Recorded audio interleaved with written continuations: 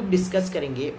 First जो point है आज के मीटिंग में डिस्कस किया गया है, जो डिफरेंट कॉलेजेस के प्रिंसिपल्स, असम यूनिवर्सिटी के अंडर में जितने भी कॉलेजेस सभी के प्रिंसिपल से लेकर प्रिंसिपल को लेकर आज एक मीटिंग ऑर्गेनाइज किया गया असम यूनिवर्सिटी में, और कुछ डिसीजन लिया गया असम स्टेट जो समर्थ पोर्टल के बारे में। फर्स्ट जो है ओबीसी कैटेगरी के लिए जो ओबीसी सर्टिफिकेट है, ठीक है, तो ये क्या डिसीजन लिया गया कि candidate seeking admission under OBC category should produce NCL certificate. मतलब जिन लोग ओबीसी कैटेगरी के अंडर पे कॉलेज में एडमिशन लेना चाहते हैं उन लोगों के लिए ओबीसी एनसीएल जो एक सर्टिफिकेट है, मेरे ख्याल से नॉन क्रिमिनल ऐसे कुछ एक चीज़ है जो कॉम्पिटेंट अथॉरिटी इशू करता है, वो चाहिए मतलब कॉलेज में एडमिशन के लिए। क्यों? अगर ओबीसी से बिलोंग करते हैं तो उसका भी एक रिजर्वेशन कोटा रहता है, एससी एसटी एक चीज़ मतलब सभी गवर्नमेंट कॉलेज के लिए कि उसमें एक चीज़ रहता है कॉमन जो है रिजर्वेशन कैटेगरी, एससी के लिए एक कट ऑफ, एसटी के लिए एक, ओबीसी के लिए, ठीक है। तो ओबीसी के लिए जो लेटेस्ट अपडेट है ये क्या है, उन लोगों को क्या प्रोड्यूस करना पड़ेगा, एनसीएल सर्टिफिकेट प्रोड्यूस करना पड़ेगा, ठीक है, जो डिफरेंट अथॉरिटी इशू करता है, जिसके थ्रू रिजर्वेशन गाइडलाइन, कॉलेज के जो भी रिजर्वेशन गाइडलाइन है वो फॉलो होगा।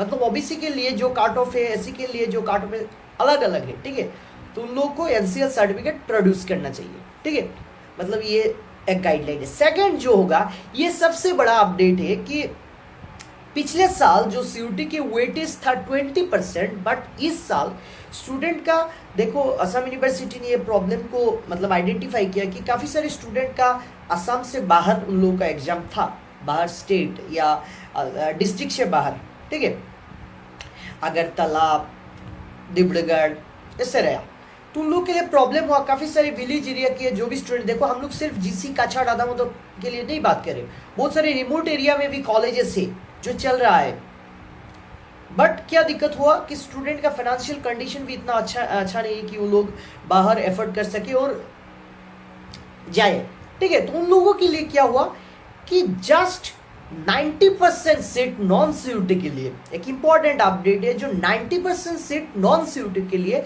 That means with the basis of HS marks 90% admission होगा, और 10% जो सीट रहेगा ये capped reduce for CUET qualification qualified candidate. मतलब जो 10% सीट रिमेनिंग रहेगा वो सीयूटी क्वालिफाइड कैंडिडेट के लिए। तो इसलिए सीयूटी में अभी कंपटीशन होगा, क्योंकि पिछले साल 20% थी। फॉर एग्जांपल 500 स्टूडेंट कॉलेज का जो सीट कैपेसिटी है, ठीक है, सोच लेते धर लेते हैं कि 500 सीट कैपेसिटी है, अभी उसका जो 10% है that means 50, that means 50 non CUET के लिए, एंड जो 450 रिमेनिंग रहेगा वो नॉन सीयूटी के लिए। तो सीयूटी के लिए कंपटीशन होगा, क्योंकि 50 सीट के लिए बहुत सारे स्टूडेंट अप्लाई करेंगे, और ज़्यादातर 90% जो सीट होगा वो नॉन सीयूटी के बेसिस पर इस बार होगा, ठीक है। और जो सीयूटी मोड का एडमिशन है वो कब स्टार्ट होगा, उन लोगों ने क्लियरली मेंशन किया है कि सीयूटी यूजी जो जब रिजल्ट डिक्लेयर होगा एनटी की तरफ से, उसके बाद जो उन लोगों का एडमिशन होगा। तो यह क्लियरली मेंशन है कि 10% total seats will be capped reserve for CUET candidate, means 90% seat non CUET के लिए, ठीक है, ये एक इंपॉर्टेंट अपडेट है। ओके, इसके बाद जो पॉइंट नंबर 3 है जो बहुत इंपॉर्टेंट है, इसमें सब्जेक्ट के बारे में भी कुछ इंपॉर्टेंट अपडेट है। बहुत सारे स्टूडेंट में आईटीसी मतलब ज़्यादा सब्जेक्ट नहीं रहता। फॉर एग्जांपल मैं जीसी कॉलेज को अगर एग्जांपल मतलब लूँ तो जीसी कॉलेज में अवेलेबल सब कुछ सब्जेक्ट है, मतलब आपको लैंग्वेज में जो भी लेना है, इंग्लिश, बंगाली, हिंदी, असमीज, ठीक है, जो भी लैंग्वेज है मिलता है। Different subjects, history, geography, political, अगर आप साइंस से बिलोंग करते हो, कॉमर्स का जो भी पेपर है, अकाउंटेंसी, फिनांस, ठीक है, मतलब सब सब्जेक्ट अवेलेबल रहता है गवर्नमेंट कॉलेज में ज़्यादातर। बट बहुत सारे स्टूडेंट बहुत सारे कॉलेज में एक स्ट्रीम रहता है, सिंगल स्ट्रीम कॉलेज जो रहता है। फॉर एग्जांपल जनता कॉलेज काबूगंज, उसमें सिंगल स्ट्रीम रहता है, तो उसके स्टूडेंट के लिए, उस कॉलेज के स्टूडेंट के लिए मतलब जो दूसरा स्ट्रीम का जो सब पेपर है, फॉर एग्जांपल जो कॉमर्स का पेपर है, ये लेना पॉसिबल नहीं है, क्योंकि यह स्ट्रीम नहीं, इसके लिए वो लोग दूसरे सब्जेक्ट लेते हैं, जैसे हिस्ट्री, फिलोसॉफी। तो ये अगर यूनिवर्सिटी इंट्रोड्यूस कर देता है थोड़ा मतलब अलग करके एक डिपार्टमेंट आईडीसी के लिए, तो ये अलग बात है। बट कॉलेज को क्या करना है, take special attention in admission student pass from NIOS and ये नहीं, आईडीसी और एईसी और VAC. IDC means inter disciplinary course, ये आपको डिग्री में एक सब्जेक्ट लेना है 3 सेम के लिए, first sem, second same, third same, कुछ भी पेपर ले सकते हो बट अपने स्ट्रीम का नहीं, दूसरे स्ट्रीम का। तो एक written concept of the candidate regarding IDC in BSc course, मतलब ये 3 कोर्स के लिए कॉलेज जो जो ऑफर करता है वो सब्जेक्ट का एक लिस्ट कॉलेज मतलब देगा स्टूडेंट को। फॉर एग्जाम्पल आपको बीएससी मतलब वैल्यूएटेड कोर्स में फर्स्ट सेम में आपको डिफरेंट सब्जेक्ट है, NSS, NCC, yoga, understanding India, ठीक है। एईसी में बहुत सारे सब्जेक्ट रहता है, बहुत सारे लैंग्वेज रहता है फर्स्ट सेम में, बट सेकंड सेम में ये कंपलसरी पेपर है कम्युनिकेशन करके, business English communication. But first sem में मतलब बहुत वैरायटी रहता है, बहुत सारे लैंग्वेज भी ले सकते हो और आप इंग्लिश भी ले सकते हो। इंग्लिश मीन्स ये ऑल्टरनेटिव इंग्लिश, ठीक है।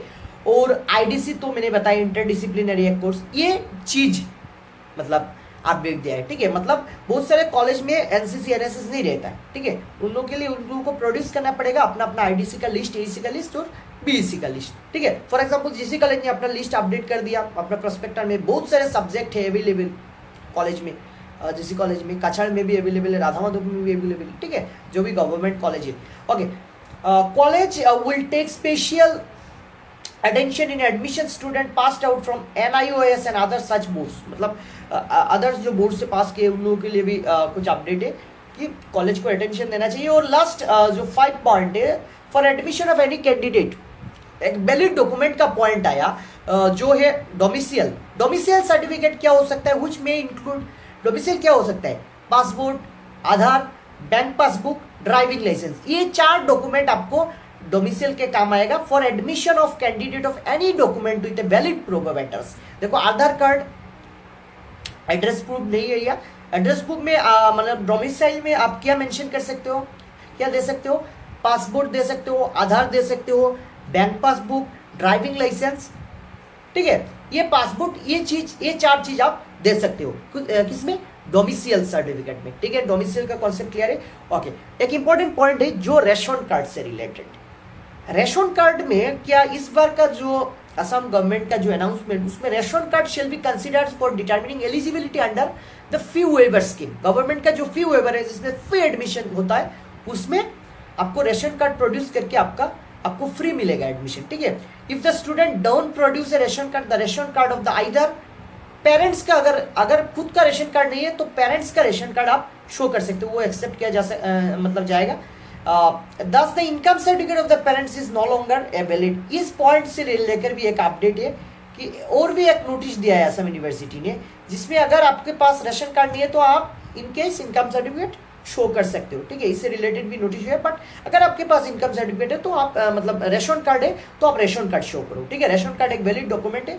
फिर से उन लोगों ने मेंशन किया, अगर आपके रेशन कार्ड में नाम नहीं है तो आपके पेरेंट्स का अगर है तो उससे आपका वैलिड डॉक्यूमेंट माना जाएगा, ठीक है। तो ये था कुछ अपडेट रिगार्डिंग। और फर्स्ट मेरिट लिस्ट पब्लिश कब होगा, क्योंकि अभी तो एडमिशन चला है। ये नॉन सीयूटी के लिए जो मेरिट लिस्ट होगा, नॉन सीयूटी के लिए फर्स्ट जो मेरिट लिस्ट पब्लिश होगा ये होगा 2 जून। मतलब आप समर्थ पोर्टल में चेक कर सकते हो, 2 जून आपका फर्स्ट मेरिट लिस्ट पब्लिश होगा, ठीक है। सभी कॉलेज के लिए, असम यूनिवर्सिटी के जितने भी कॉलेजेस है, असम गवर्नमेंट के जितने भी स्टेट यूनिवर्सिटी है जो असम गवर्नमेंट चलाते हैं, सभी के लिए एक डेट में आपका समर्थ पोर्टल के थ्रू आप चेक कर सकते हो, आपका मेरिट लिस्ट पब्लिश होगा। और आप कॉलेज के डायरेक्ट वेबसाइट में भी चेक कर सकते हो। फॉर एग्जाम्पल जीसी कॉलेज के अलग वेबसाइट है, राधा माधव के, कछाड़ के, आप उसके डिफरेंट वेबसाइट में जाकर आप चेक कर सकते हो। ये था कुछ अपडेट रिगार्डिंग यूजी एडमिशन। अब जो 10% और 90% का, उसमें 10% नॉन सीयूटी के लिए, सीयूटी के लिए सॉरी, एंड नॉन सीयूटी के लिए 90%। ये एक इंपॉर्टेंट अनाउंसमेंट सभी कॉलेज के लिए एप्लीकेबल होगा असम यूनिवर्सिटी के अंडर पे जितने भी कॉलेजेस है। तो ज्यादातर इस बार का वेटेज नॉन सीयूटी में रहेगा, ज्यादातर नॉन सीयूटी में करेगा, उसमें कम